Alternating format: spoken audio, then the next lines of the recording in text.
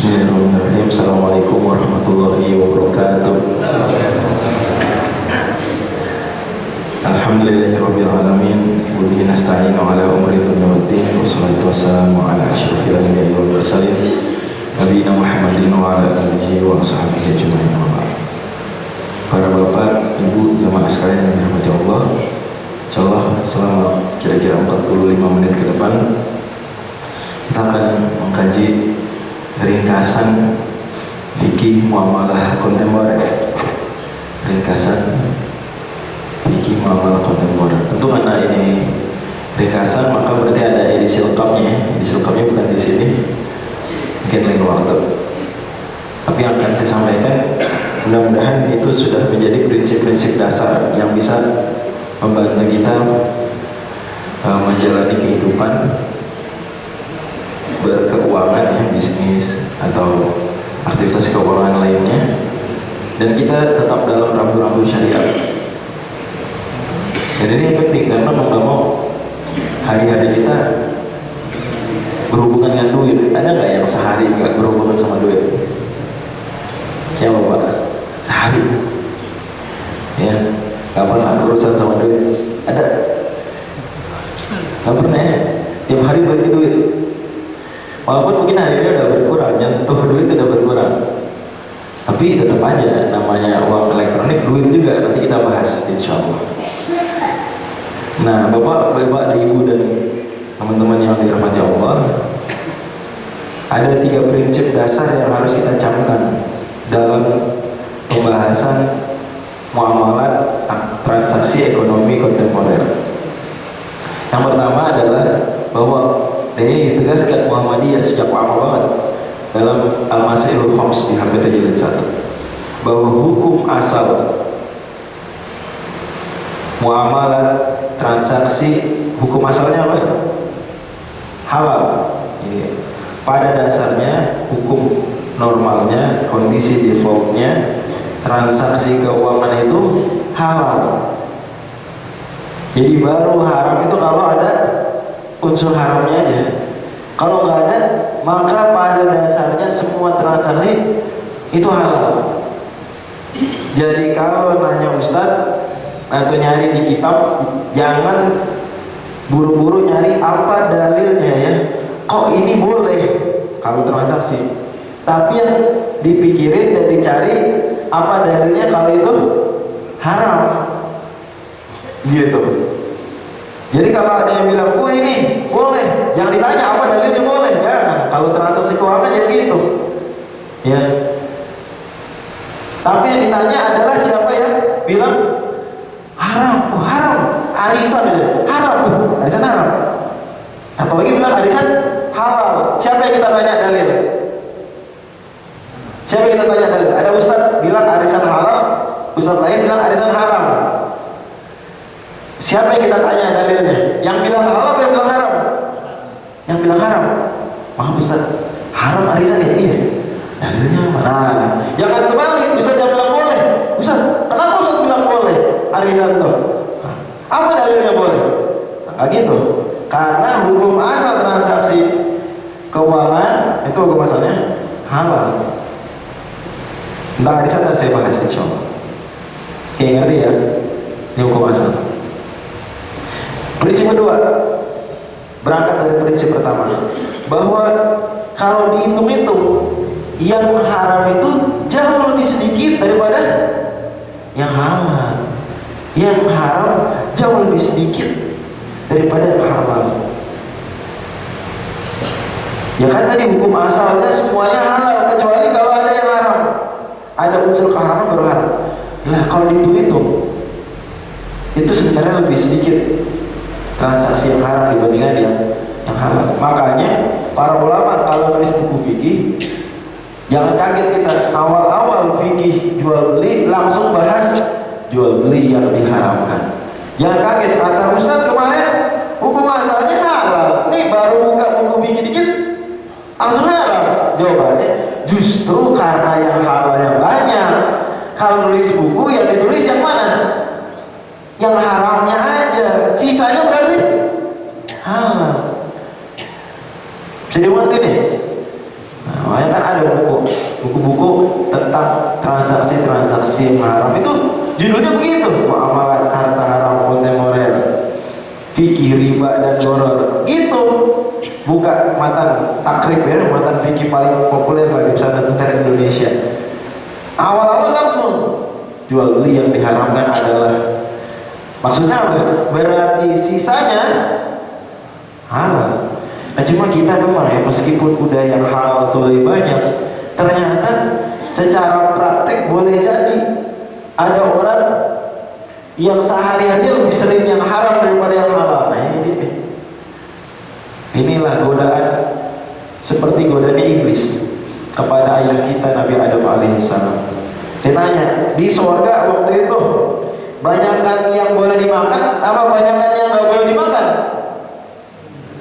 Banyakkan yang boleh.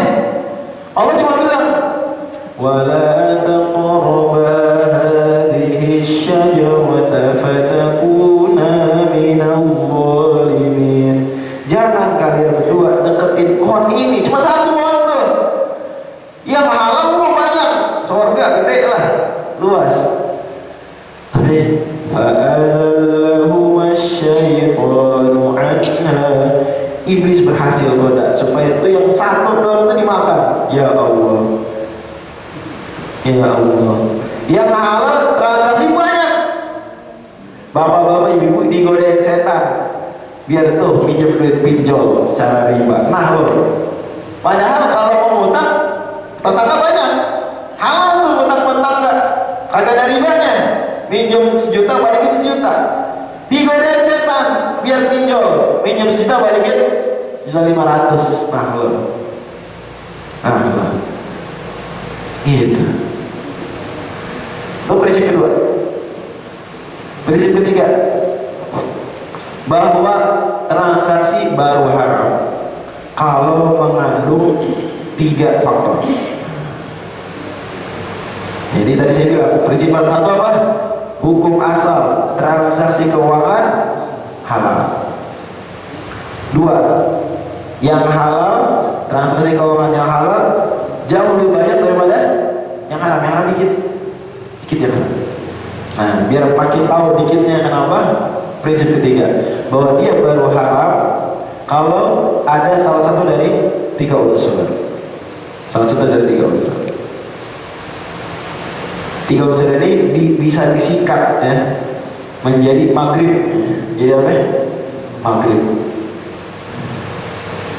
Yang pertama, ma ya, mengandung keharaman. Ya, misalnya jual beli babi, apa hukumnya? Haram. Meskipun jual belinya akad murabahah, babi yang dijual haram. Baca bismillah, bismillah. Haram tetap babi yang dijual.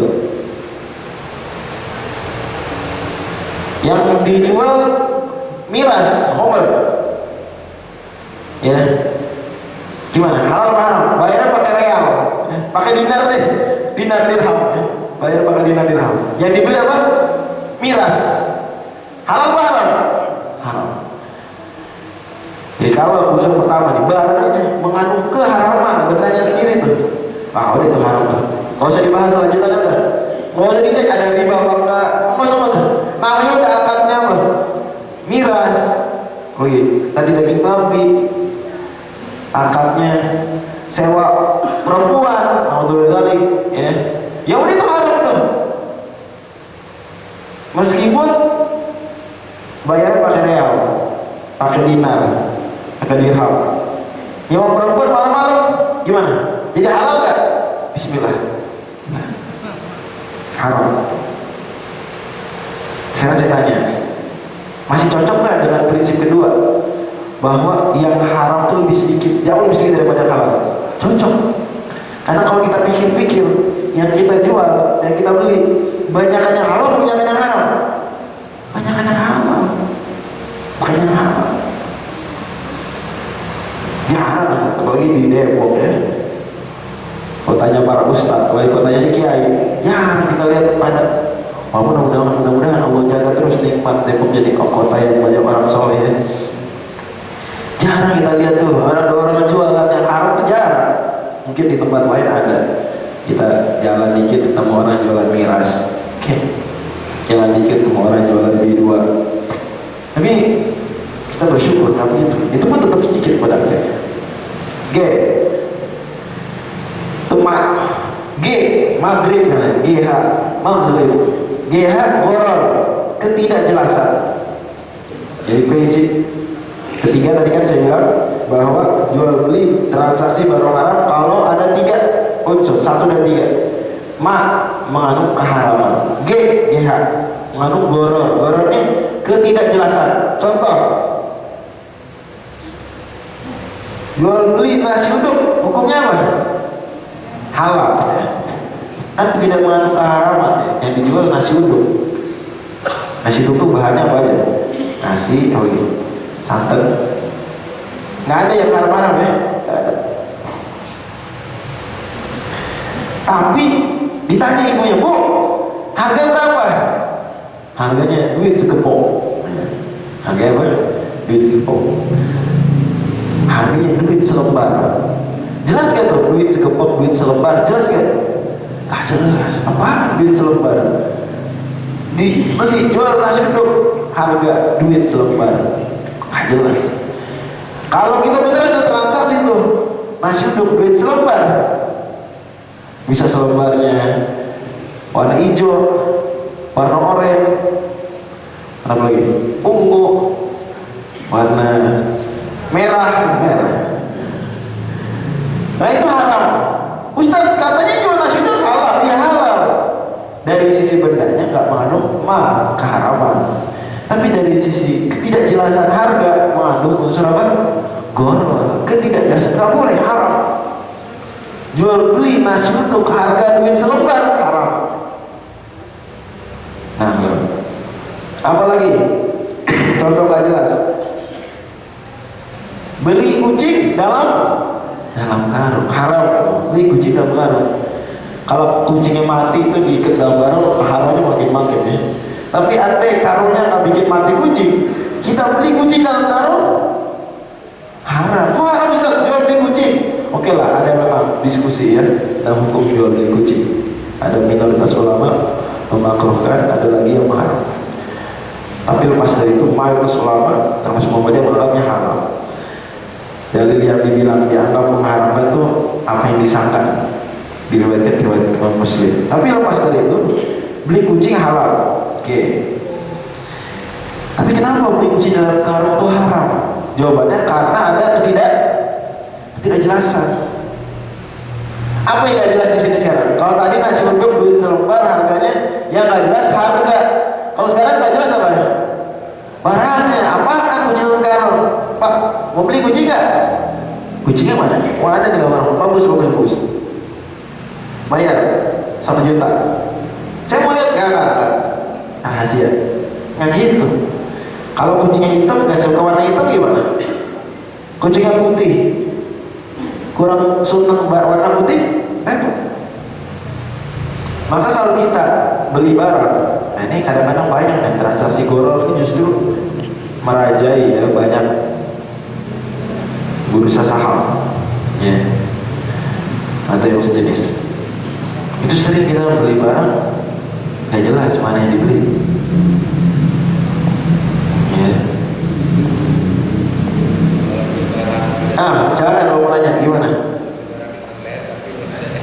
Oke, nah makanya kalau beli barang online kita mau nggak mau mesti ngecek tuh barangnya kayak apa gambar. Itu menghilangkan gharar. Terus ternyata udah beli udah pas tuh, ngelihat spesifikasinya, nyampe rumah barangnya beda. Nah kita berarti berhak membatalkan jual beli tersebut. Bahasa apa internetnya refund ya, refund atau reject, dibalikin, berhak. Tapi rata-rata jual beli hari ini kalau online udah mulai jelas ya, jadi diperjelas, ada fotonya, ada videonya. Kalau nggak boleh, nggak boleh. Namanya bisnis jual beli itu mesti ada kejelasan. Kalau ada gharar maka Nabi SAW sebagaimana hadis Muslim, nah Rasulullah SAW an bai'il gharar, Nabi melarang jual beli gharar. Salah satu jual beli horor yang dicontohkan Nabi SAW adalah bai'u habalil habalah, jual beli hamilnya unta hamil. Ya, ada unta hamil, terus mau dibeli apanya? Bukan otaknya, bukan janinnya, tapi yang saya beli adalah anaknya dari anak yang lagi di perut. Ini ada otak, di perutnya ada anak tuh. Yang dibeli zaman jahiliyah dulu itu adalah anaknya dari anak si onta ini. Ya udah, nggak kelihatan tuh. Kalau anaknya onta kan masih di perut. Ini anaknya ini makin kecil lagi tuh, makin belum ada. Tapi dibeli biar dapat murah. Nah ini dilarang Nabi SAW karena mengandung unsur gharar, ketidakjelasan, uncertainty. Gimana nggak jelasin? Ya iyalah. Siapa yang jamin? Nih otak anaknya lahir sehat. Kalau lahir sehat, siapa yang jamin? Ternyata bisa beranak. Gitu. Makanya ini nggak bisa jalan nih. Sejauh mana nih jalan? Awas gini doang. Makanya kalau di Indonesia nih kita lihat ada orang, saya beli apa biasanya? Buah mangga nih kalau berbuah. Buah mangga belum ada buahnya. Dan beli. Nah ini dilarang sama Nabi SAW. Ya beli yang suka itu. Kenapa? Karena mengandung ketidakjelasan. Udah bayar, ternyata bisa jadi buah mamanya nggak berbuah atau berbuah, tapi kemudian dimakan kelelawar. Nah, rugi. Salah satu pihak akan ada rugi. Dari sini juga MUI sebagaimana fatwanya tahun 2001 itu mengharamkan asuransi biasa, asuransi non syariah. Kenapa? Karena mengandung ketidakjelasan.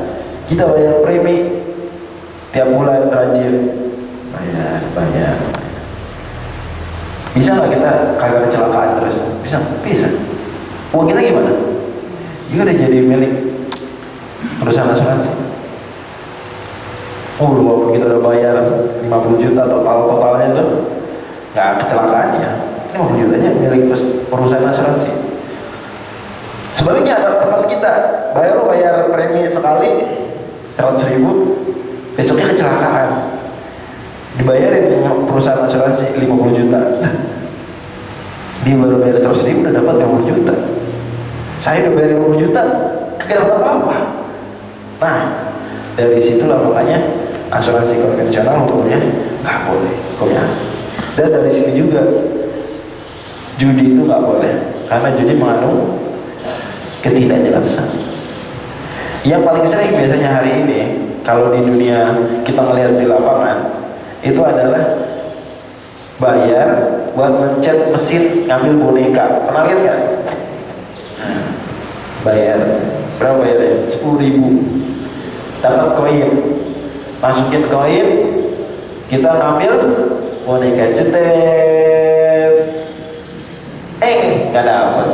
Ya udah 10.000 gimana? Hilang. Gimana? Udah bayar 10.000, nggak dapat. Coba lagi, gitu terus aja. Kalau dapat dapatnya yang tadi mau. Oh yang itu tuh, cet dapat yang biru, dapat yang hijau sebelahnya. Aduh, itulah jual beli horor, jual beli yang membuat siapa yang untung siapa yang rugi tidak jelas. Padahal yang dimauin Islam namanya transaksi keuangan, ya sama-sama untung. Itu yang dimauin Islam. Semua kita punya gitu. Jual beli maunya sama-sama untung. Saya untung bisa makan nasi uduk meskipun gak masak, gak capek-capek masak, bisa makan nasi uduk. Ibu untung dapat duit dari saya. Gitu. Tapi kalau kayak gini enggak. Yang satu untung, yang satu buntu. Itu yang nggak dimauin Islam. Oke, maghrib, MAGH, rib berarti kapan itu apa kepanjangan rib? Riba, manu riba. Nah, kita berarti mesti ngerti dulu konsep riba. Riba itu secara bahasa artinya tambahan. Gampangnya tadi yang saya contohkan di awal, minjem duit berapa? 1 juta, minta balik sudah 500. Ustaz emang kenapa sih nggak boleh? Kenapa nggak boleh? Dan ini riba yang jelas-jelas diharamkan. Salah satunya riba model gini. Minjem duit 1 juta, bilang balikin 1.500.000 loh. Itu jelas dari zaman Nabi itu udah diharamkan, bahkan di Taurat dan di Injil pun itu haram, riba. Nah, kenapa dia diharamkan? Bukannya, wah Ustadz kan uang itu ada harganya, uang itu ada apa? Ada harganya. Dan Islam gak mengingkari waktu itu ada harganya. Makanya jual beli, cicil dengan jual beli kontan berhak, menjual beli cicil itu harganya lebih mahal, berhak, halal kayak gitu. Menurut hampir semua ulama halal. Kenapa? Karena memang waktu punya nilainya sendiri, tapi punya nilai ekonomis kalau transaksinya jual beli. Kalau utang transaksi jual beli bukan? Bukan. Islam memandang utang itu transaksi sosial, bantuin orang. Bahkan dalam hadis riwayat Ibnu Majah, Nabi SAW sabdakan bahwa la yaqtarid illa man huwa muhtaj, tidaklah utang kecuali orang yang benar-benar butuh. Kalau orang minta sedekah bisa butuh, bisa nggak butuh. Orang utang berarti dia apa? Butuh, betulan butuh. Minimal kalau dia orang kaya, dia utang, dia butuh karena dia butuh dana sebesar itu, gitu. Gampangnya begitu. Siapa sih yang utang nggak butuh tuh? Nggak ada. Dia memang butuh. Logisnya itulah. Tapi kalau minta sedekah dia bisa butuh, bisa nggak butuh. Banyak orang minta-minta hari ini nggak butuh dia. Kenapa gitu? Karena kalau minta-minta nggak ada tanggung jawab untuk kembaliin. Jadi dia gampang aja minta, dapatin. Apa kalau utang? Kan dia punya tanggung jawab, kembaliin, minjem 100.000 aja dikejar. Maka tidaklah utang kecuali orang benar-benar butuh. Makanya keutamaan utang lebih besar daripada sedekah. Sebagaimana hadis riwayat Ibnu Majah, 29 kali lebih gede daripada sedekah pahalanya. Oke, orang benar-benar butuh. Angkat utang piutang akan sosial. Ini orang ternyata malahan ngambil untung dari akad sosial. Aku mulai yang ada nggak di sini orang sedekah ngambil untung? Yang nggak ada. Namanya sedekah akad sosial, sama utang piutang akad sosial. Dan kalau udah berubah utang piutang jadi akad bisnis, maka udah deh, masyarakat tersebut masyarakat yang si kaya memanfaatkan si miskin. Bukan si kaya membantu si miskin, enggak. Si kaya memanfaatkan si miskin. Kalau pinjam duit 1 juta, balikin 1,5 juta, berarti yang kaya makin kaya apa makin miskin? Yang kaya makin kaya, yang miskin makin miskin. Makin miskin nggak jadi kaya, nggak jadi kaya gimana? Dia 1 juta buat apa? Utang, buat usaha nasi uduk. Udah usaha, capek potong mati, balikinnya mesti 1.500.000. Makin susah. Si kaya enak, duduk-duduk aja. Berarti di sini yang muter cuma duit. Si kaya cuma muterin duit. Kalau di teori ekonomi, kalau cuma duit yang muteran, tidak melibatkan barang atau jasa, nah itu alamat krisis tuh. Alamat krisis. Yang dimuat Islam, orang itu duitnya bergerak, barang dan jasanya juga bergerak. Ada yang tawarkan, jangan cuma duit doang, mesti ada barang dan atau jasa. Sehingga nggak ada tuh ceritanya orang kaya terus makin kaya menindas yang miskin. Bagi sini, maka pinjaman online itu rata-rata tuh manu riba. Saya nggak bilang semua, tapi rata-rata.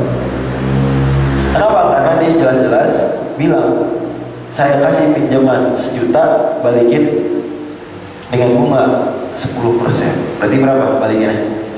1.100.000. Nah ini riba nih, nggak boleh. Ustaz, ada namanya pay later, apa? Pay later, bayar nanti. Mana tuh pay later tuh? Kita beli barang, harganya 1 juta. Apaan barang 1 juta misalnya? Misalnya kompor kali ya 1 juta. Misal kita ambil duit, minta klik, bayarin dulu, dibayar dulu 1 juta. Nanti kita bayar ke dia. Nah, 1 juta dia ngambil untung. Dan kalau kita telat bayarnya ada riba, denda sini. Nah jadi tambahan-tambahan yang kalau telat bayar itu tambahan yang pada dasarnya merupakan riba. Karena dia sama aja ketika telat bayar nih, ya udah saya kasih tenggat waktu tapi nambah. Nah itu sama aja sebenarnya menambah utang. Bayarnya jadi lebih daripada yang dipinjamkan hanya gara-gara telat. Harusnya kalau orang utang telat bayar, kita memberikan tenggat waktu. Kalau enggak, dia tetap nggak bisa bayar, ya udah minta dia jual barangnya. Kamu punya di rumah punya apa? Jual buat bayar utang saya. Atau sebagaimana hadis Ibnu Majah, kamu utang lagi aja ke orang untuk bayar utang saya. Itu boleh juga.